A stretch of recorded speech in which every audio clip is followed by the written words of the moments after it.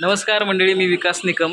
आत्ता आपण जस्ट चित्रपट पाहून आलेलो आहोत आणि तुम्ही बघताय हे आपला मित्रपरिवार आणि हे सगळे मंडळी आणि हे छोटे पाहुणे पण इथं आहेत जे आत्ता आपल्यासोबत चित्रपट पाहत होते.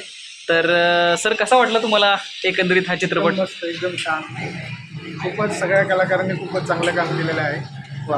आणि पिक्चरचं म्हणजे शूटिंग, एडिटिंग, सगळ्या कलाकारांचा जो अभिनय आहे तो पण खूप उत्तम झालेला आहे. वा, एकंदरीत तुम्हाला कसा वाटला?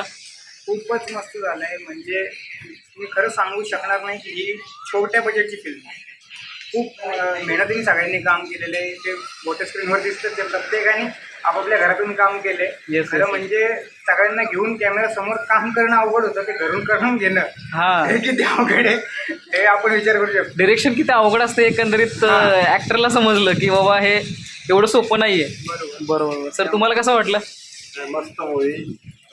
त्याच्यामधलं ॲनिमेशन वगैरे एवढं क्लास आहे ना ॲनिमेशनचं, की मोठ्या मोठ्या बॉलिवूडमध्ये जे वापरलं जातं ॲनिमेशन त्या पद्धतीचं आहे ॲनिमेशन. आणि त्यातमध्ये कॉमेडी पण आहे आणि काही म्हणजे चांगले म्हणजे गंभीर पण सीन आहेत की ते म्हणजे त्या वेळेचं वातावरण ते आता आपल्याला ते स्क्रीनवर दिसतं. म्हणजे जुन्या आठवणींना नव्याने उजाळा देणारा हा चित्रपट समजावं. आणि याच्या मागं ॲनिमेशन वगैरे याच्यात खूप म्हणजे मेहनत लागते. हे खूप म्हणजे तुम्ही आता काय म्हणतो आपण, मूळतः तुम्ही त्या व्यवसायाशी निगडीत असल्यामुळे तुम्हाला एकंदरीत ते काय म्हणतो आपण अभ्यास आणि गांभीर्य माहित आहे त्याचं. हो, खूप म्हणजे त्याला एवढं वेळ आणि एवढं मेहनत लागते ना ते पूर्ण.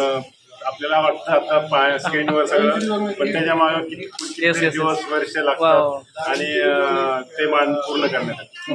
वहिनी, तुम्हाला कसा वाटला चित्रपट?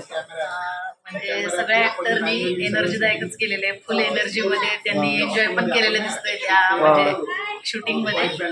आणि चांगल्या प्रकारे दाखवण्यात आलेले आहे फिल्म की कोरोनाच्या काळात लोकांनी किती त्रास सहन केलेला आहे. आणि परत छान वाटली फिल्म बघून आम्हाला. वा, म्हणजे डिरेक्शनलेस काळामध्ये, कोविडच्या काळात एक डिरेक्शन मिळालं कलाकारांना. एक काय म्हणतो आपण, एक क्षणभर विश्रांती असते एका कलाकारासाठी कला म्हणजे, आणि तीच लोक घरात जास्तच विश्रांती खाऊन बोरिंग झालेले. येस. बरोबर.